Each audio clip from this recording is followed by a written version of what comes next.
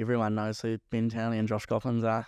You definitely know what they've done. When you're in a position when your back's up against the wall a little bit and there isn't a plan B, it's sort of like, I'm going to give this everything. The Motocross of Nations, the biggest motocross race in the world. So you look in front of you and you can see Hunter Lawrence and Justin Cooper, and it's like, this is probably my last opportunity if I really want to make something out of it. So we are here with Ride Network. It's Kane, and I'm joined by a very special, cool guest, and that is Brodie Connolly as part of the Honda program here in Australia. What's up, Brodie, and thanks for doing this. Yeah, what's up? It's cool to be here. You have been a real revelation this year. I think you've caught a lot of people by surprise with what you've been sort of up to. So, and myself included, like, you know, there's some serious groms on the rise right now with you and Minia, who you ride with too, a lot of fast kids. So pretty blanket question, but where did you come from? New Zealand. Yeah, I guess you're probably like most people. I don't really have a big name in the sport. Obviously, coming from New Zealand, it's a pretty small place, so not many people know who you are. But yeah, I'm over here now, I'm doing it, and hopefully I can make a name for myself. Yeah, it's cool. We were chatting about New Zealand earlier, and like a lot of history coming out of NZ with some really great riders, a lot of riders that you have a connection with now. But, you know, talk about coming up as an AM there. I've seen your name, you know, in some of the Australian Junior National Championships. I was looking at it not long ago, and it was like Jet Lawrence, Regan Duffy, and then you were third or something like that at one of the races. So, you know, talk about your amateur career in NZ, you know, what that scene's like, how to actually come out of NZ and be professional, and then, you know, those journeys to Australia throughout. The junior and mini scene in New Zealand's pretty strong, actually. All the families love it and all the kids love it. But yeah, I guess, just grew up racing at home. And yeah, like you say, I've done quite a few Aussie junior titles and stuff like that. And yeah, third at Appen, 1 year behind Jet and Regan was cool. And then a couple of second places as well. But yeah, other than that, yeah, just from little old New Zealand doing it. You know, you talk about New Zealand. I guess there's obviously guys like Townley and Coppins and, you know, a whole list of great names that have come out of there. But are you looking to those guys in a way to see what's possible for you as you become a professional racer kind of globally? Yeah, 100%. You look at those guys and you sort of, it's possible. But you know it's possible to come out of New Zealand and make it. It's just, I believe it's probably a lot harder because you don't have sort of the big teams and stuff looking at you from a real young age like you would in America and Europe and things like that. So you sort of have to get out and about, which that costs a lot of money too, coming from a small country. But you know, you definitely look at people like Josh and Ben and Shane King and stuff like that, and it definitely is possible, just a lot harder, I think. You know, the names you mentioned, I mean, Cody Cooper's another one who's a really great rider. Why has New Zealand produced such strong races? Is it the tracks you have there? Is it the way that the sport's kind of perceived? Like, when you point to something as to why, as a nation, you guys have been quite strong on, you know, the global level, why would you say that is? I'm not really sure, to be honest. I guess we do have some pretty cool tracks to ride, and, you know, we can ride all year round, summer through winter, you know, things like that. Not everyone's brought up with everything, so everyone does work quite hard, and yeah, I'm not really sure why. Do you think it's almost like it's because it's harder in a way? Like, I mean, you think about Australia or Europe or the US, it's sort of there. Like, you're already there. It's on your doorstep. You know, you can take it, that opportunity if you want. But for somewhere like New Zealand, you know, like you said, if you want to make it, it takes work and sacrifice and money and dedication and all of those things. So, you know, is that something that you and your family had to do and make the decision to come over here and sort of sacrifice to be able to get here? Yeah, like you say, I guess the kids in America and Europe and stuff that are fast, it's easier for them because, you know, the big teams are going to know who they are. But yeah, I guess that's why Ben and stuff have done so well overseas, because when they get over there, they're ready to give it their all, and they've done all the hard work and things like that. But yeah, definitely my parents have sacrificed a lot through my junior career to get me over to Aussie races and stuff like that. So I want to be able to give back to them, and like, I've been helped out heaps, but like, I haven't had it like real easy or anything. Yeah. That's definitely definitely been hard, and now I'm over here doing it. So it's sort of, you always have that in the back of your mind that you haven't had it all right from the start. So you want to give it a good crack. And I think that's why you see quite a few people that get out of New Zealand do really well, because they've had it just like me, I guess. I mean, not to put pressure on you or anything like that, but in a way, it's sort of like sink or swim. Like you get this opportunity, and you get a good opportunity overseas, and I think again, guys like Josh or Ben, you get that opportunity, and you got to make the most of it to keep yourself relevant on the world stage, and then to get your name out there. So, is that something And once again, I don't want pressure on you, but like you feel a little bit too? Yeah, definitely. Like I'm 19 now, and sort of have only just sort of broke through, I guess, and got a good ride over here with Urive, and it's always in the back of your mind, like this is probably my last opportunity if I really want to make something out of it. So you don't think about it heaps, but it's definitely there. I love riding motorbikes, so love working hard every day and gonna make something work. I think with anything, like when you're in a position when your back's up against the wall a little bit and there isn't a plan B, it's sort of like, I'm going to give this everything, every single training session, every single time I get on the bike, like I'm going to give it everything. And I sort of watched you a couple of times this year, and I think I see, that hunger with your riding. You can sort of see it. So, when you are or the days are tough at Beatons, or you're riding with these guys, or you're out there on race day, do you feel like it's something that you consciously try to make it so you give it 100% every single time? Like Urive's taken a big chance with me, I guess, because sort of no one really knows who I am. So, yeah, I mean, you have tough days at the track, but I'm just loving it. I'm over here living the dream for getting to race dirt bikes for a living. So it's a lot better than being back at home working. So yeah, you're always going to have those rough days, but I take it on the chin and turn it into a good day because I'm doing what I love. So a shit day is really a good day, doing what you love, I guess. Yeah, that's a cool perspective. And we spoke a little bit and earlier too about, the guys that you've sort of had in your corner. And I think that anytime I hear about someone coming out of NZ, they've got something to do with Ben Townley or Josh Coppens, usually both. So, when you talk about those guys and sort of what they've done for you, I guess starting with maybe Ben first, or if you separate them or whatever, like what is it that those guys have done for you to like get you to this point? The first time I sort of worked with Ben would have been before the 2018 Junior Worlds over here. He sort of gets some riders together, and there's a whole bunch of us, and he sort of picks out the best ones and brings us over here and mentors us for a few months and at the race as well. So that was probably the first time I sort of worked with Ben at the age of 14, I guess. And then not too much after that, I sort of rode for Carl for LMC Husqvarna for a couple of years, and then I rung Josh up one day and sort of asked to ride for his team on the Yamaha, and I knew Ben was heavily involved with Josh with that as well. So yeah, that sort of would have been about 17, and that was really when I started working with Ben. He knows there's good riders in New Zealand, and he just wants to help people, get out. And that's sort of the whole thing with Josh's team is helping riders like myself get to the next level. So that was really cool, because also I was signed with Josh. I sort of left Josh halfway through my sort of signed year. So yeah, they're all for helping people like myself get overseas, which was cool.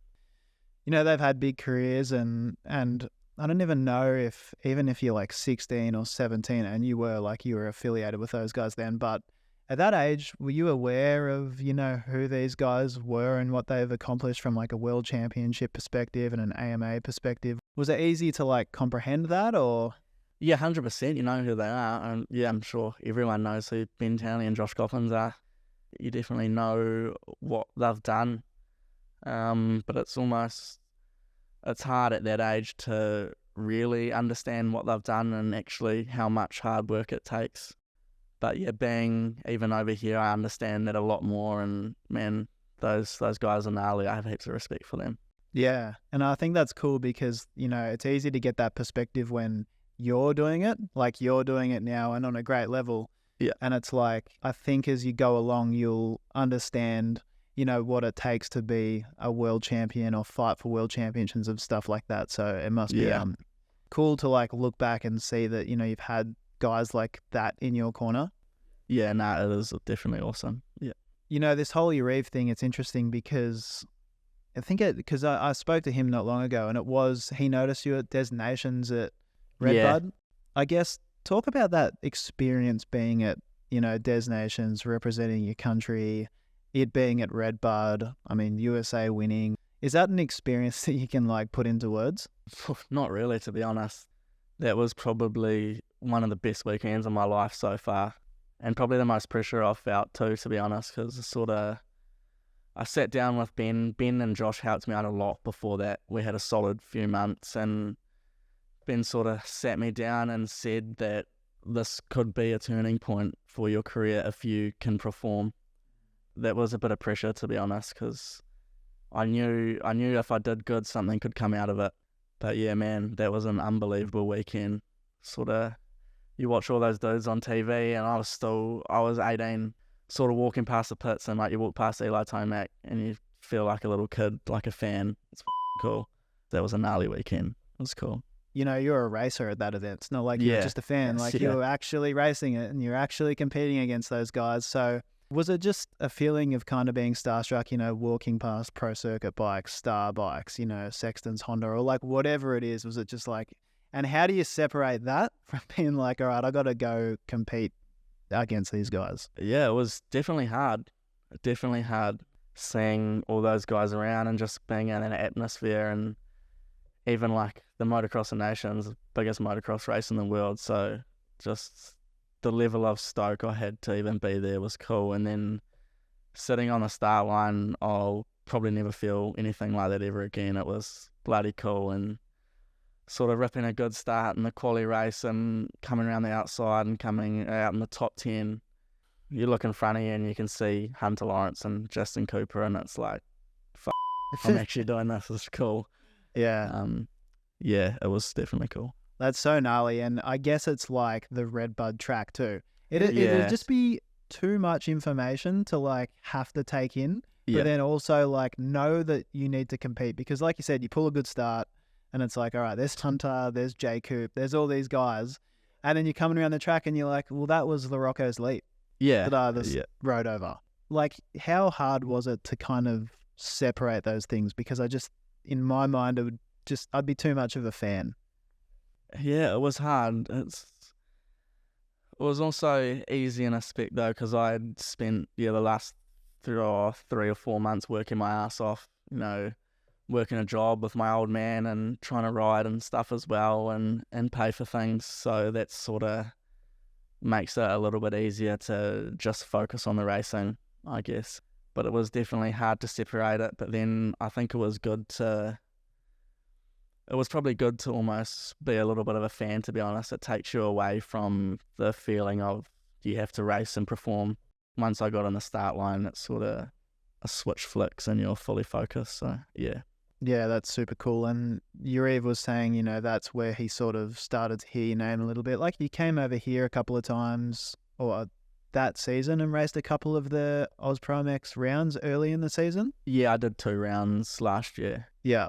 And then the Des Nations happened, so he started paying attention then. And yeah, how did that relationship kind of unfold? Was it basically a phone call, a message, and say, hey, would you be interested to come ride for the team, basically? Yeah, so sort of, I guess, I got home from Nations and stuff, and it probably was only a week later, to be honest. I got a phone call from Ben first, and he was super stoked. He didn't really say anything to me. He sort of just said, there might be an opportunity for you, mate. Like, yeah, start packing your bags.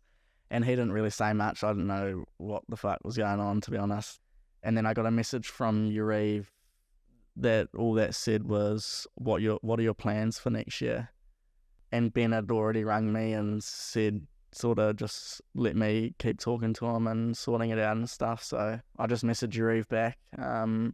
Do you mind speaking to Ben? He helps me out with a lot. And he sort of said, yeah, I've been speaking with Ben, and then it all happened pretty quickly, to be honest.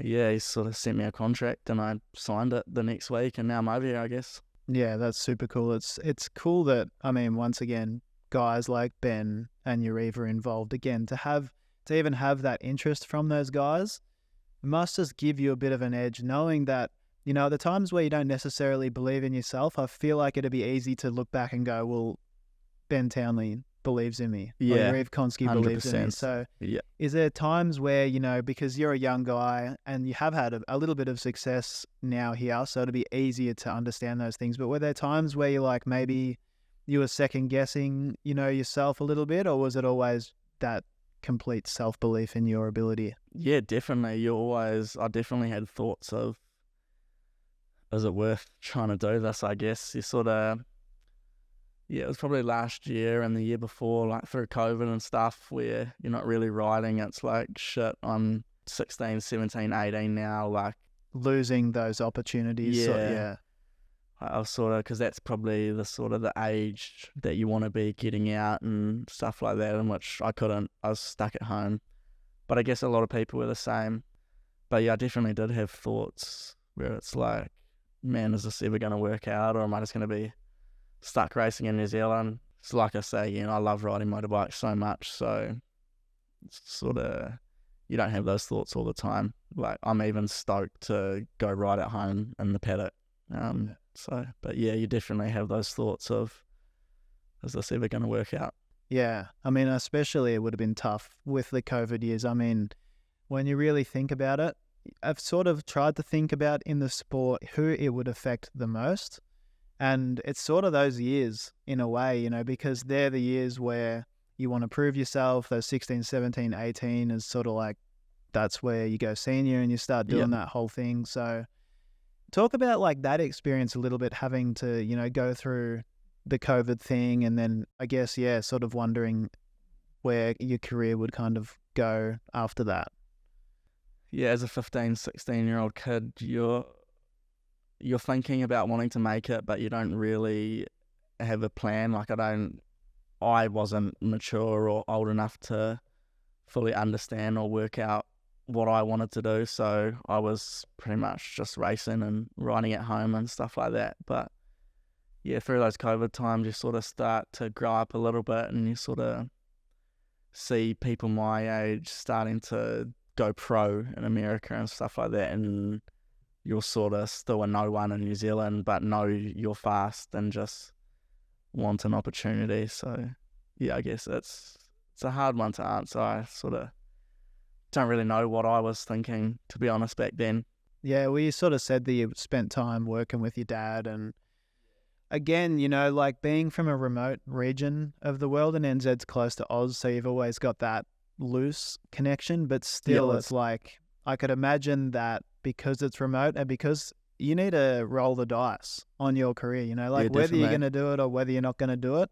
It's sort of, you're fast and you've got speed, but it's like, if I'm going to do this, I've got to move to a different country to make it happen, and you've got to do it. So that would be a challenge to kind of, have in your mind, especially as a kid, because you're a young kid making these decisions, as to where your future's going to go. So, and I know we sort of spoke about it earlier, but it would feel a bit like a all or nothing in a way, and you're just going to throw everything at it because that's a decision you got to make.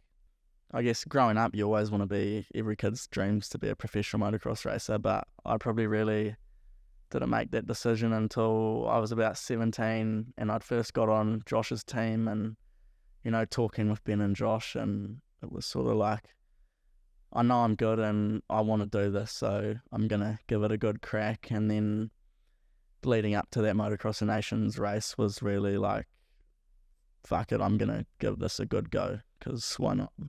I mean, I'm assuming because they did the same thing, like, right? They did the exact same thing as a kid like you were at that age. So did they help a lot sort of, through that decision making and just being like, hey man, if you want to do this, like, you got to be all in? Yep, pretty much. Yeah, and that's how you don't go out late at night on the weekends and shit like that. Like, you're more than capable of racing anywhere in the world. So Ben would always be be on my back, like this is what you want to do. You might not have an opportunity now, but be ready in case there is an opportunity. So we go from like what it took for you to get out of NZ to the opportunity that you have now, which is with the Konski-backed Honda Racing Australia team. Not a lot of people get an MX2 ride with the Honda organisation. Is it motivating to, have an opportunity with such a famed and storied organisation? Yeah, definitely is. It makes you want to work hard to give them results back for taking a chance on me. So yeah, definitely. And with Uriv, with that program, he obviously has a great deal of input and involvement. So, talk about what sort of he brings to the table as a part of that team and what he might bring to your program also. Yeah, he's a real knowledgeable person and he just wants the best for you, to be honest. So that's cool too. And he loves it so much. So it's cool to see that he's real involved and he just wants the best out of you. So that's real good too. Is he involved in like all aspects basically? Like how involved is he from a riding perspective? How involved is he from, a bike setup perspective, training, or just accountability across the board? How involved would you say that he is with the program? He's probably 100% involved, to be honest. Well, he runs the team and then he's there on the start line with you with practice, and he's in the truck and he's talking to you before and after each moto, and he's full on. He does everything. And then he knows a lot of stuff too, and he knows a lot of people over in America, so he knows a lot about bike setup and what different riders like. And obviously he's spent a little bit of time with Roxon through Supercross and stuff, so I guess he's learnt heaps off him and people like Justin Braden. So yeah, he knows a lot about bike setup and he's helped me out with a little bit like that and things like that too, and also the training side of things. So yeah, he's involved a massive amount.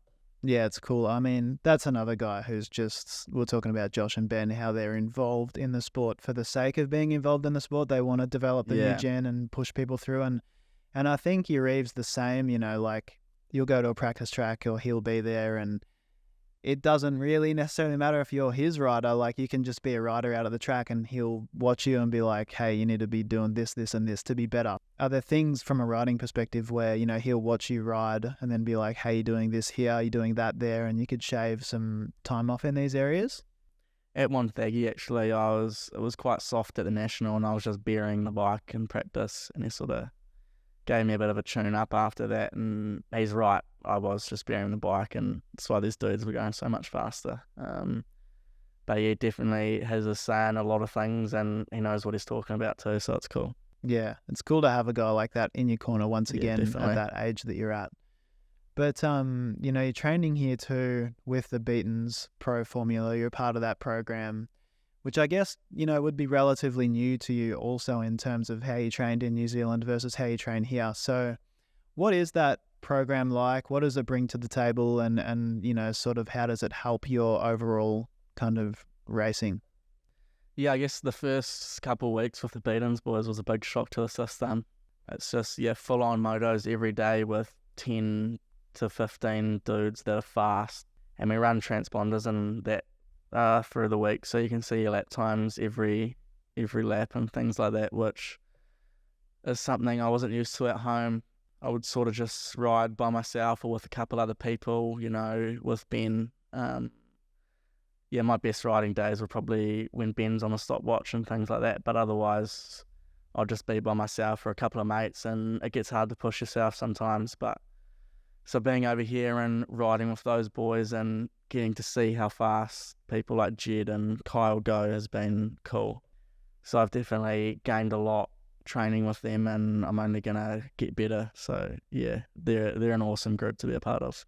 It'll bring a level of accountability to the program, right? Because if you're out by yourself, you push a little bit, but there might be some laps where you're like, hey, I'm just kind of chilling, whatever, and then turn it up again. So I mean, the transponder is interesting. So, you're on the clock, you're accountable for your lap times and accountable with how you kind of perform on the day.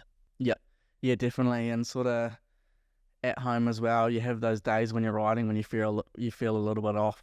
So you sort of just you tone it down a bit when you're out riding during the week or doing your motos and stuff, and no one really knows, or you don't really know yourself how much slower you're going. But it's sort of, I've come over here and like at the start, my good days were good, but my shit days were shit, like real shit.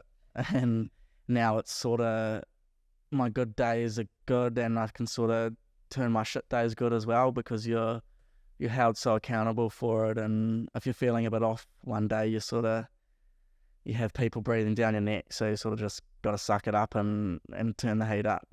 So that's definitely been cool.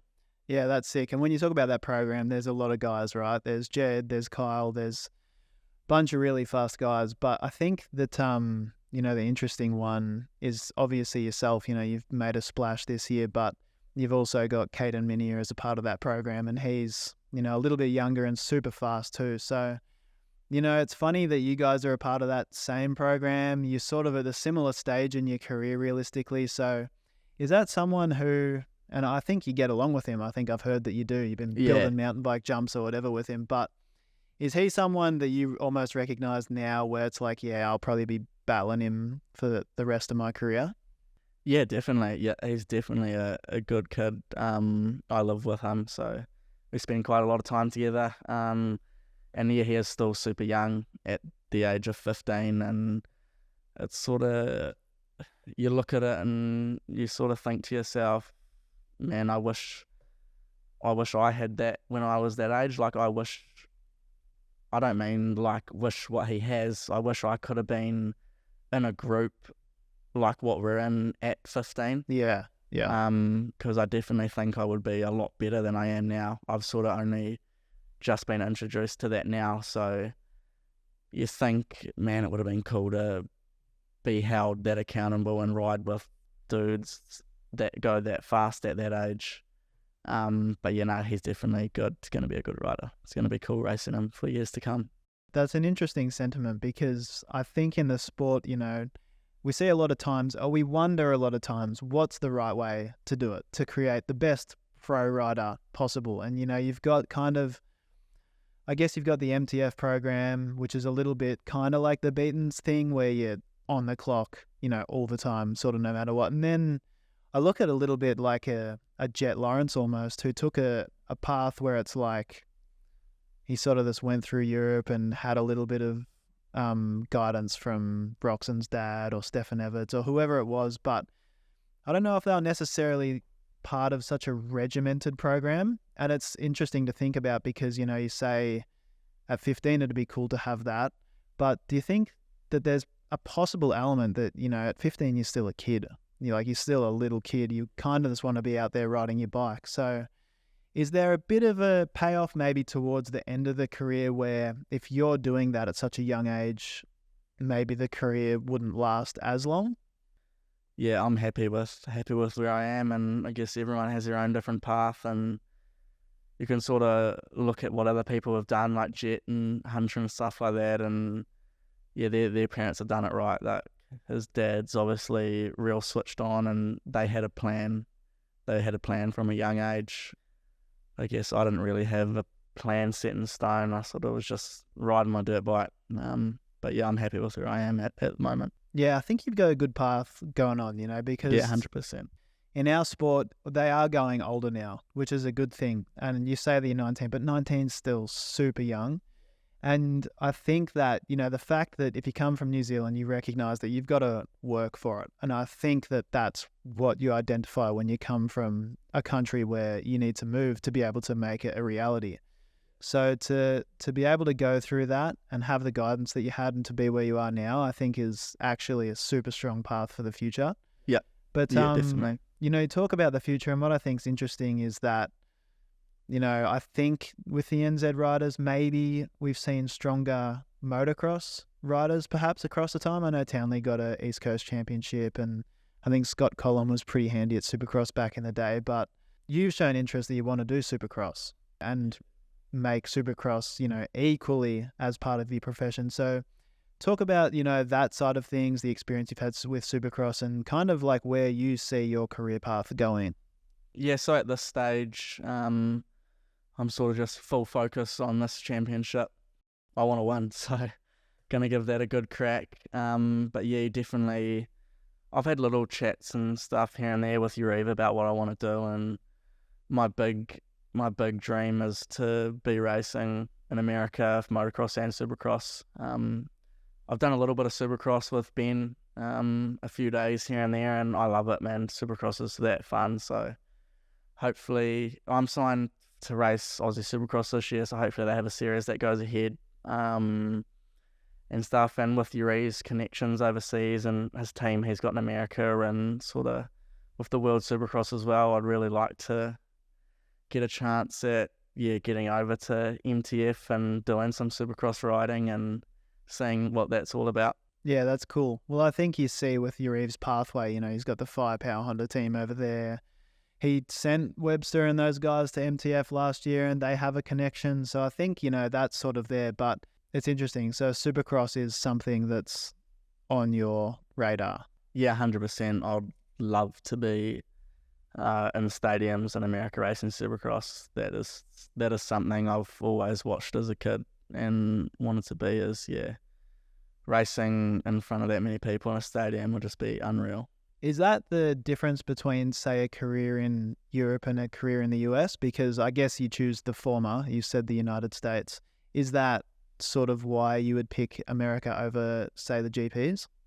Yes, simply just because I want to race Supercross as well. I think it would be cool having, you know, 2 different disciplines throughout the year, and getting to learn Supercross would be fun as well. Well, that's us for the Ride Network today. Super stoked that you came on, man. Like I said, I think you've got a really bright future in front of you and you're absolutely ripping at the moment. It's a cool story, cool path from New Zealand, and to be able to be where you are today is pretty special. So, yeah, man, stoked to have you on here, and thanks for doing it. Awesome, thanks, mate. Cool, that's us for the Ride Network for this episode.